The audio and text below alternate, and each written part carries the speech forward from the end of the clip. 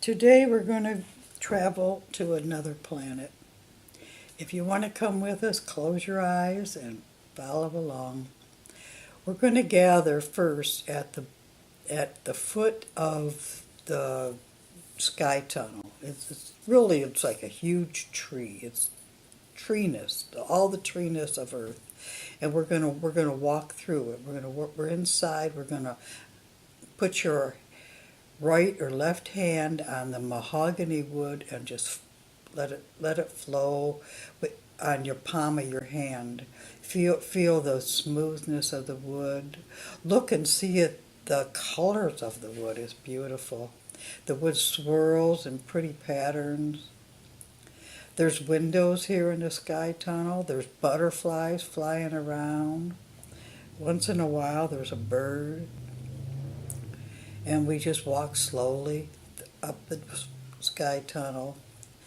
Sometimes you can feel the pulse of the tree. And we keep going until we get to the top. That's where a billion branches are, a billion plus more. And that's where we're going to stop. Today I'm suggesting to the others that there's a place I would like to go. And they readily agreed. Every once in a while, one of our friends that travel will suggest a place that they want to see again or a new place, and we go there. Jesus is happy to oblige. I suspect that he's proud of the universe. He's proud of the people in it, and he likes to show it off. That's what I think about. He didn't say, but he's laughing as I say this. So Jesus knows where I want to go. So we step off, we follow Jesus, we step into this swaying curtain-like purple thing, and there we are, we're onto this planet. It's very, very Earth-like. We're standing on grass, and there's rocks, there's white rocks, there's trees, but we're in a small clearing, and this is why I wanted to come to this planet. There are scientists from Earth here, and some of them are just sitting around talking and laughing, but when we show up, they take notice. They can see us, and I'm very happy about that. Jesus goes over to somebody and he starts talking to them, and I think he's explaining that we wanted to come back and visit. And the leader of the group, and I've met her before, we've been here before. She's Chinese or of Asian descent. It's pretty obvious, and she's going to tell us about what they're doing here. They have very strange instruments. If I look around this small clearing, I see a tent.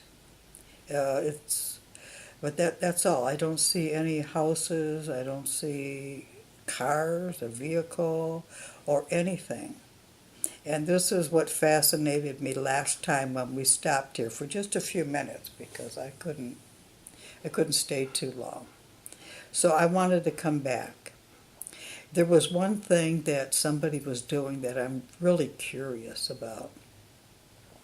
So we're going to ask them again why they are here, how they got here.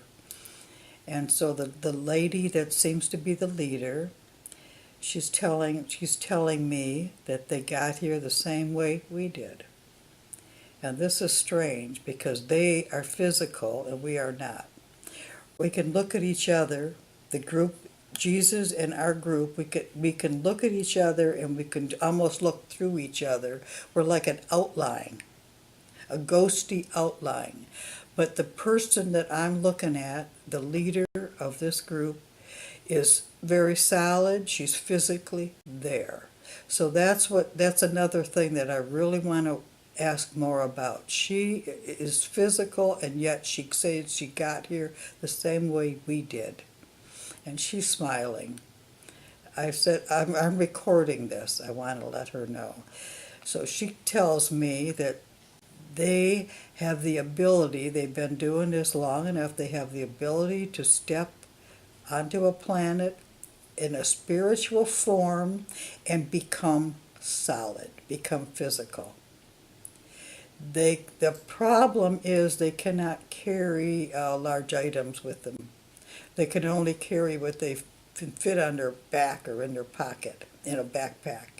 So any world that they come to is not doesn't have big machines and things of that nature unless they decide to build them. But what they're doing, this small group, they are investigating this world for homesteading. And this is what fascinated me last time. The leader, the other person, there's a man with them, and he is putting a wire into the earth, a very stiff wire, almost like a half-inch pole, and he's sticking it down in the earth, and he's taking a reading from it, and then he's pulling it out. It's very thin. It's almost like a wire. And last time I asked them why they do that, and they said this was an instrument. They're doing a test. And so I will ask it again. How can you test with just a wire? And he tells me that it's because they don't want to put any harm on this whole planet. They've learned over the eons to not disturb nature. But they are studying it to see if it's worthy of homesteading. A few groups have actually already come, and they're thinking of homesteading on this planet. So this group, this scientific group, is here to study the fauna and the different animals that are here, and to see if there's anything spectacularly dangerous or where humans can't eat it or drink it or something of that nature.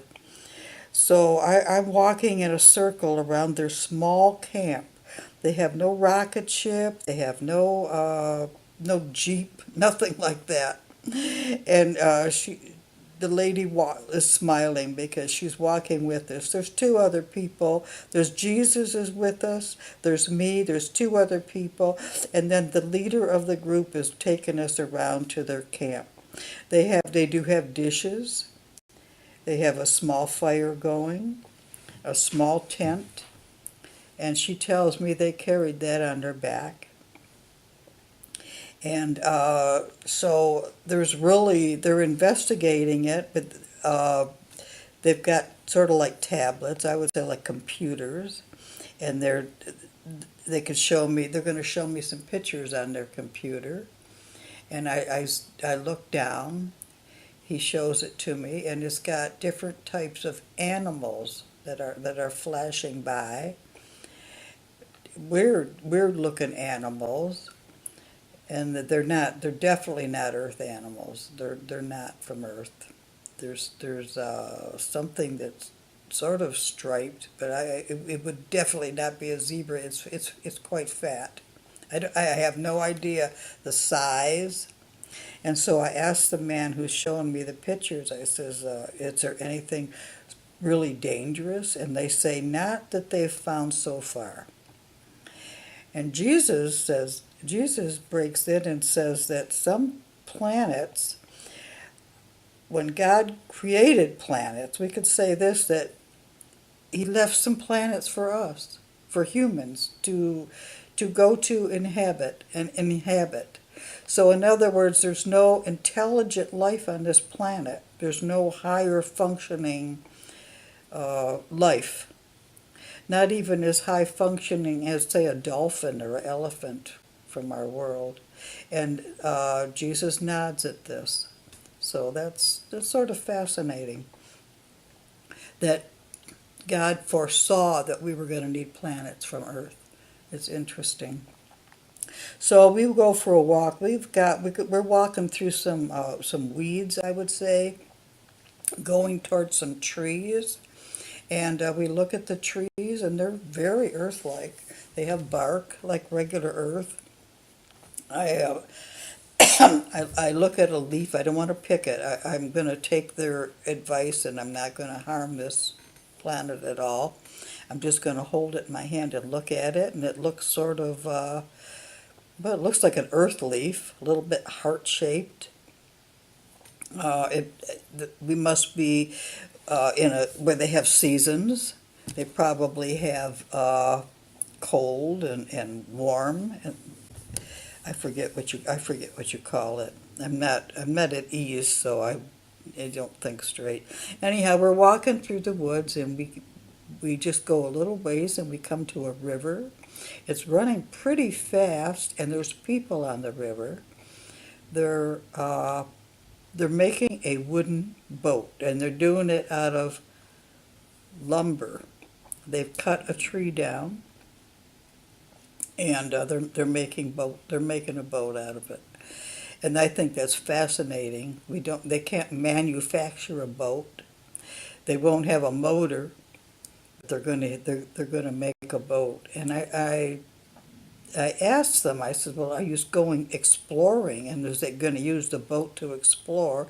They said, well, yes, so that they can take good pictures, but they said they also told me that it's not absolutely necessary, that they can also travel in spirit to any place on the planet that they want to check out. Which a planet is a large place. I mean, it's going to take a long time to check out a planet. When I travel with Jesus, we land on one spot, and I mean, the spot is, we explore less than a block of it's a small dot on a planet. So they have their work ahead. They have their work cut out for them. But there's more groups. They said there's more groups. There's a number of people checking it out to see how it will fit with people from Earth. So anyhow, I'm ready to leave. I'm very glad to have talked to them. We go back the way we came, and we walk into the camp again. People are still sitting and standing and doing different things that you do in a camp. It's so very normal. It's really very normal. And how are they dressed? I'm sorry, I should go into the detail. They're wearing khaki, like as if they were out exploring a dig, an archaeological dig or something, and they laugh at that because they can. I said that, and they thought that was funny. They dress however they feel like it, and Jesus nods goodbye to them, and he thanks them for letting us visit. And I thank them also. I am very pleased with my visit. And so we walk back through the grass, and then all of a sudden we step off this planet, and we're done. We nod goodbye to each other, and I'm back in my chair. And that is the end of this Travel with Jesus number 4.